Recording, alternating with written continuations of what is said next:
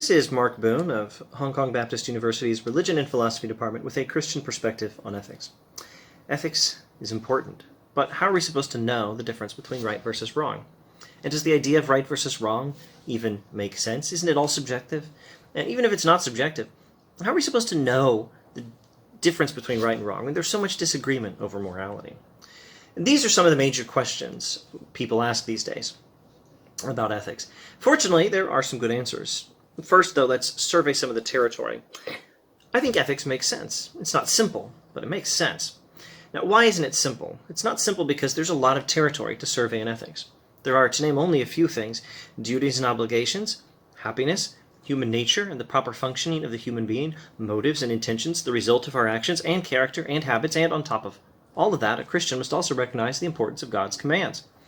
Now, as it turns out, these different moral concepts, these different pieces of the puzzle, these different aspects of morality, fit together pretty well. For a start, it helps to know how different moral traditions and philosophy piece together two or three of these concepts at a time, emphasizing one of them as the test of right versus wrong action, and emphasizing another one or two as the point of ethics. The tradition of virtue ethics, here think of Aristotle, looks at character to know the difference between right and wrong actions. What is right is what a person of virtuous character does. This tradition aims at achieving happiness by functioning properly as human beings. The tradition of Deontology, here think of Immanuel Kant, looks at intentions to know the difference between right and wrong actions. What is right is what is done with a good intention or a good will. This tradition aims at obeying our obligations. And then there's the tradition of Utilitarianism. Here think of people like John Stuart Mill. Utilitarianism looks at the results to know the difference between right and wrong actions. What is right is what leads to the best results. And utilitarianism aims at achieving the greatest possible happiness. But now that we've identified these moral traditions, haven't we just found out where people disagree on ethics? And worse than that, how they disagree on how we even learn about ethics? Well, sort of.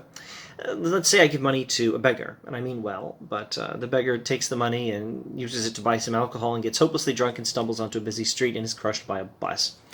A utilitarian tends to look at the situation and say that my action was wrong because of the bad results. A deontologist tends to say it was right because I meant well. But these traditions are capable of much more agreement, and they often do agree more than people think. Even in this situation, they both agree that the results are bad and the intention's good, and they both think intentions and results matter, which brings us to the next point. Let's observe this. A utilitarian and a deontologist will normally agree that both good intentions and good results do matter, and even though these traditions have different starting points, those central concepts, one as the test of right versus wrong and one as the goal of ethics, although they have these different starting points, those central concepts, it turns out most or all of the other concepts are worked into all three of the traditions anyway. Aristotle's virtue ethics also covers intentions, obligations, and results. Kant's deontology also covers character, results, and happiness. Mill's utilitarianism also covers character, intentions, and obligations. Fitting the pieces of the puzzle together is a hard job. But the great moral philosophers have already done a lot of the work for us, and here's another analogy that might be better than that of a puzzle.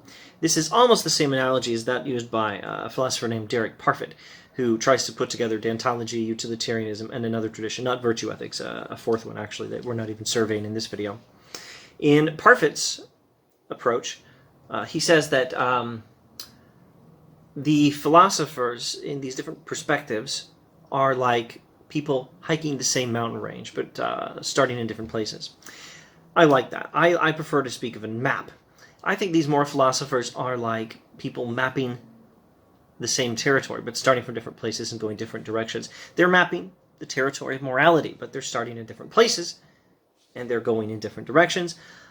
But that doesn't mean they're not going to the same place, that they're not mapping the same territory, and you can get a fuller picture by putting their insights together. Now, of course, this can take a lot of work, and the work of finally putting it all together would perhaps have to be done by some real geniuses, like maybe Parfit. What do the rest of us losers do in the meantime? Well, you can always take the advice of the moral philosophers themselves. Follow the golden rule for a start. Do to others what you want them to do to you.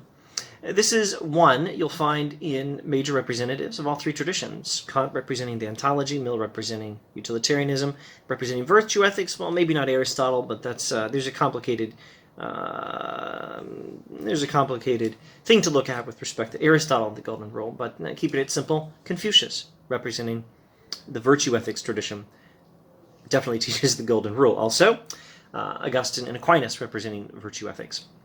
Now, here's some more general advice for a Christian. Ethics makes sense. God in his infinite wisdom has given us not only the Golden Rule, but the entire Bible. You can start there for an understanding of what's right. Start with the Bible, and don't stop learning from it until you die, at any rate. And as you have time and ability, it's not a bad idea to learn a little wisdom about the good life, uncovered by some of the moral thinkers. You don't have to start with Aristotle, Confucius, Kant, Mill. You can learn from Christians who've already taken central concepts from these traditions and developed them in a Christian tradition. Let me make a couple of suggestions along those lines. N.T. Wright talks about virtue ethics from a Christian perspective in this book, After You Believe. John Piper talks about the greatest happiness from a Christian perspective in his book, Desiring God. I don't happen to have a copy in my office, though. And I would like to point to C.S. Lewis on obligations, but it turns out he also talks a lot about happiness and proper function. He's already done some integrating of some of these different moral concepts. Now, that's part of how we know the difference between right and wrong. And the idea of right and wrong makes plenty of sense. And no, it's not all subjective. There's just a lot of territory to cover, and it takes a lot of work to put together the final and complete picture. But that's the way it is with learning about anything. It takes a lot of effort by a lot of people to put together the final and complete picture on pretty much any topic. And that doesn't mean the rest of us are left in complete ignorance. It doesn't mean the study of the subject matter is a study in subjectivity, or that it's all relative or anything like that. No, it just means until the project has been completed, the rest of us have to go with the knowledge available to us. And the knowledge available to us is quite a lot. Good intentions, good character, the Golden Rule, all these things, and some good books that put together a coherent picture, and it's already put together for you. You can go read the books and find it. Thanks for watching.